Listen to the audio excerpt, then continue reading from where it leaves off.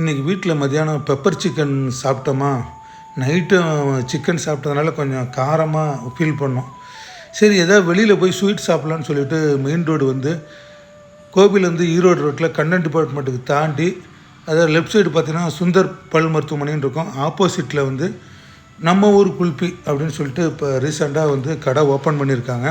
இந்த நம்ம ஊர் குல்பி ஏற்கனவே கொஞ்சம் கூட்டமாக இருந்தது. சரி, இந்த கூட்டம்லாம் கொஞ்சம் ஃப்ரீ ஆகட்டும் அப்படின்னு சொல்லிட்டு கொஞ்சம் நேரம் வெயிட் பண்ணிட்டு தான் அந்த கடையில் வந்து கேட்டோம். அவங்க வந்து என்னென்ன டைப்ஸ் ஆஃப் வந்து குல்பிலாம் இருக்குது அப்படின்னு சொல்லிட்டு அவங்க வந்து ஒரு மெனு கார்டு காமிச்சாங்க. அந்த மெனு கார்டில் பார்க்குறப்ப ஒரு 17 டைப்ஸ் ஆஃப் வந்து குல்பி வந்து இருந்தது. சரி, நான் நிறைய பேர் சொல்லி கேள்விப்பட்டிருக்கோம், இந்த கடையில் வந்து இந்த குல்பி வந்து சூப்பராக இருக்கும், செமையாக இருக்கும் அப்படின்னாங்க.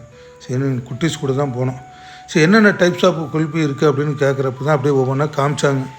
நிறையா ஸ்ட்ராபெரி மலை, coconut, black currant, chocolate, இலச்சி bezel, அது மாதிரி பிஸ்தா பாதாம், ப்ளூபெரி அப்படின்னு சொல்லிட்டு கஸ்டர்ட் ஆப்பிள்னு சொல்லிட்டு நிறைய இருக்குது.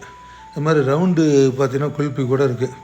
சரின்னு சொல்லிட்டு நிறைய பேர் நாங்கள் அங்கே வெயிட் பண்ணிகிட்டு இருக்கப்போ நிறைய பேர் வந்து ஃபேமிலியோடு வந்து பார்சல்லாம் வாங்கிட்டு போனாங்க. சரி, நான் வந்து என்ன பண்ணேன்னா ட்ரை ஃப்ரூட்ஸு தான் வந்து ஒரு ஆஃபர் பண்ணேன். சரின்னு சொல்லிட்டு அவர் இந்த ட்ரை ஃப்ரூட்ஸ் குல்பி தான் அப்படியே கொடுத்தார்.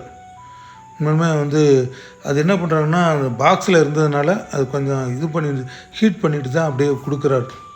உண்மையுமே சாப்பிட்டு பார்த்தேன், செம்ம டேஸ்ட்டு. சரி, அப்போ தான் பார்த்தேன் ஏதாச்சும் ஃபேமிலியெலாம் நிறைய பேர் வந்து அந்த கடையில் வந்து சாப்பிட ஆரம்பிச்சிட்டாங்க. சரி, குட்டீஸு நானும் தான் இன்றைக்கி வந்து நைட்டு வந்து ஒரு ஸ்வீட்டு சாப்பிட்லான்னு சொல்லிட்டு தான் அந்த நம்ம ஊர் குல்பி கடையில் அப்படி சாப்பிட்டோம். சாப்பிட்டோடலாம் கொஞ்சம் ரிலாக்ஸ் ஆகிடுச்சு. அப்புறம் அங்கேருந்து அப்படியே கிளம்பிட்டோம்.